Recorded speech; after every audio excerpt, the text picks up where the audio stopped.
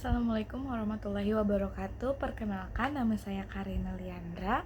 Saya mahasiswa dari Prodi Pendidikan Guru Pendidikan Anak Usia Dini Universitas Negeri Jakarta. Saya itu memilih topik adalah permainan tradisional dalam konteks perkembangan anak usia dini. Kenapa saya memilih topik ini? Saya memilih topik ini karena dua alasan.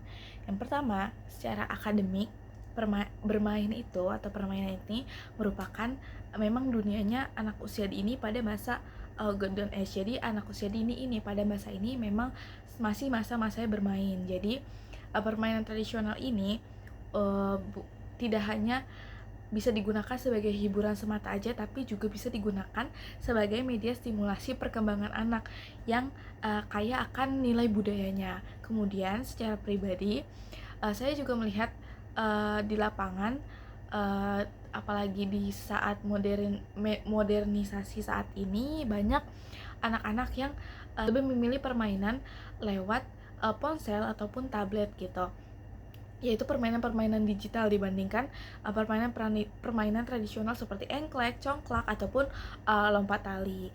Nah, ini membuat saya menjadi penasaran, kira-kira apa sih yang hilang dari permainan tradisional ini sehingga bisa tergantikan begitu saja dengan permainan digital gitu. Nah, kemudian berdasarkan rangkuman yang saya baca dari Jurnal Pendidikan Anak punyanya Surdayanti di tahun 2024, di sini risetnya menunjukkan bahwa permainan tradisional di berbagai daerah ini seperti Indonesia sangat berperan penting bagi perkembangan fisik motorik anak, khususnya untuk kekuatan otot, koordinasi, keseimbangan. Contohnya itu seperti egrang, terus lompat tali, dan lain sebagainya. Kemudian juga melatih sosial emosional, yaitu permainan tradisional Indonesia ini kebanyakan melatih kerjasama antar teman gitu ya, kemudian juga interaksi teman sebaya, dan juga melatih kepercayaan diri.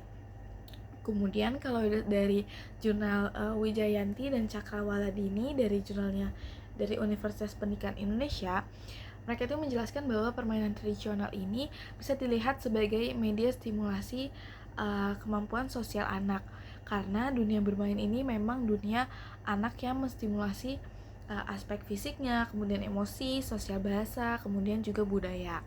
Kemudian ada jurnal dari Adrianti dan kawan-kawan di tahun 2025 di jurnalnya European Early Childhood Education. Permainan tradisional ini menunjukkan bahwa permainan itu bisa memperkuat kerjasama sosial dan koordinasi antar anak, sekaligus jadi cara menjaga warisan budaya di tengah tren global penurunan permainan tradisional. Kemudian ada juga jurnal dari Tohari dan kawan-kawan tahun 2025, jurnalnya International Journal for Science Review. Jadi jurnal ini mengangkat teorinya Vygotsky juga, di mana bermain ini sebagai pendorong perkembangan kognitif dan sosial anak, dan konteksnya itu lebih luas dan secara global. Kemudian permainan tradisional itu juga bisa menjadi alternatif untuk anak-anak itu bermain dengan tanpa biaya atau biaya yang murah dibandingkan alat digital yang harus mempunyai tablet ataupun handphone gitu. Sekaligus lewat permainan tradisional ini kita juga bisa melestarikan warisan budaya melalui kerjasama, komunikasi, dan juga anak-anak lewat permainan tradisional itu juga bisa menyelesaikan konflik antar teman sebaya gitu. Jadi memecahkan solusi secara bersama-sama. Kemudian untuk analisis persamaan dan perbedaan, persamaannya dari semua sumber dan semua jurnal itu sepakat bahwasanya permainan tradisional memang berkontribusi kepada berbagai perkembangan aspek anak, baik fisik, motorik, kemudian sosial emosional, kognitif, kemudian bahasa. Jadi nggak hanya satu aspek. Kemudian permainan tradisional juga semuanya membahas bahwa permainan tradisional ini bisa membawa nilai budaya atau kearifan lokal. Jadi bukan hanya sebagai bermain biasa, tapi juga bisa lewat permainan tradisional ini anak-anak bisa terus melestarikan permainan tradisional yang ada. Kemudian semua jurnal ini juga muncul karena salah satu keresahan yang sama, yaitu maraknya permainan digital yang semakin hari itu semakin tergerus oleh permainan digital. Kemudian perbedaannya dari tiap jurnal adalah konteksnya itu risetnya beda-beda. Jadi ada yang merisetnya secara keseluruhan dari seluruh Indonesia, buktinya dari misalnya dari jurnalnya Sudayanti dan Wijayanti yang membahas bahwa permainan tradisional ini secara umum atau membahas secara umum atau nasional. Ada juga riset yang membahas tuh hanya satu permainan, misalkan contoh permainannya hanya dari Kalimantan contoh. Nah terus kemudian jadi daerah-daerah yang spesifik aja gitu. Kemudian juga dari riset internasional yaitu jurnalnya Tohari yang mengangkat ke level bermain yang universal atau sejalan dengan teorinya Vygotsky. Kemudian fokus manfaatnya juga berbeda-beda. Jadi kalau misalkan yang meriset secara lokal, secara keseluruhan Indonesia itu lebih menonjolkan motorik dan sosial emosional anak dari efek permainan tradisional itu secara langsung. Sedangkan kalau misalkan riset internasional itu lebih membahas tentang kalau permainan tradisional ini lebih kreatif dan juga memikirkan efisiensi biaya. Jadi kalau tradisional itu tidak membutuhkan biaya yang cukup besar dibandingkan permainan lewat alat-alat digital. Kemudian metode risetnya juga berbeda-beda.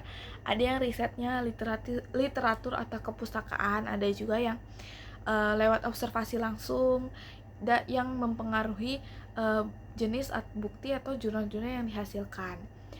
Kemudian dari tiap jurnal ini mereka saling memperkuat karena hasilnya konvergen dari metode dan konteks yang berbeda-beda, dan memperkuat validitas klaim bahwa permainan tradisional ini memang punya manfaat perkembangan yang lebih nyata dibandingkan perkembangan lewat permainan digital gitu.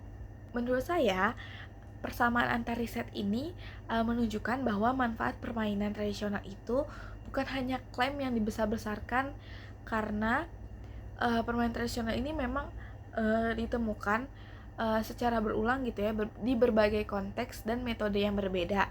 Bahwa permainan tradisional ini bukan hanya satu hal yang homogen, tapi juga kontekstual dan lokal.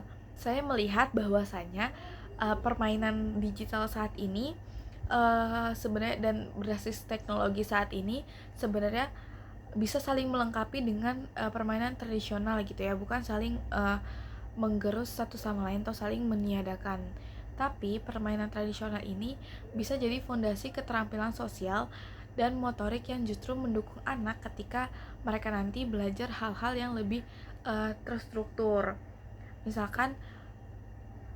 Misalkan lewat permainan bola bekel itu kan anak-anak bisa melatih pincer grabs mereka, jemari-jemari mereka supaya lebih kuat, dan bisa melatih mereka supaya mereka nih lebih fleksibel saat menulis atau saat misalkan mengetik atau memainkan main di layar handphone ataupun tablet gitu ya. Jadi sebenarnya saling berkesinambungan.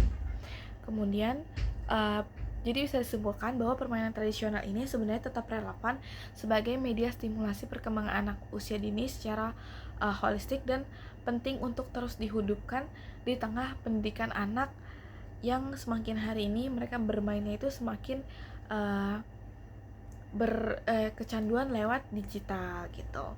Mungkin sekian yang bisa saya sampaikan. Terima kasih setelah menonton video ini. Semoga apa yang saya jelaskan bisa dimengerti.